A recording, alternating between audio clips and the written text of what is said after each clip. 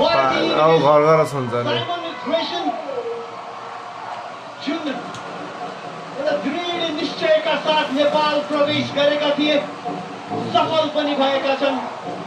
defending च्याम्पियनलाई फेरि एकपटक champion बनाउनु भनेको सजिलो कार्य अवश्य पनि होइन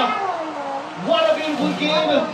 Simon Grayson ले एक पछि अर्को जुन प्रकारले रणनीतिहरू बनाए जुन प्रकारका खेलाडीहरू चयन गरे वाउ म्यानेजमेन्ट खेलाडी प्रशिक्षक र त्यसपछि उनीहरूका समर्थकहरू पनि top notch Sanjeev top notch number 1 Lalitpur city FC Lalitpur city FC का फ्यान्सहरूको पनि जति नै तारिफ गरे पनि कम नै हुन्छ हामी देखिरहेका छौँ प्रत्येक खेलमा दर्शकहरूको उपस्थितिको हामीले मूल्याङ्कन गर्ने हो भने जब जब ललितपुर सिटी एफसीले खेलेको छ दर्शक सङ्ख्या बढ्दै बढ्ने गरेको देखेका छौँ हामीले र फाइनल खेलिरहेको अवस्थामा पनि उल्लेख्य सङ्ख्यामा दर्शकहरूको उपस्थिति रह्यो दर्शक र शालामा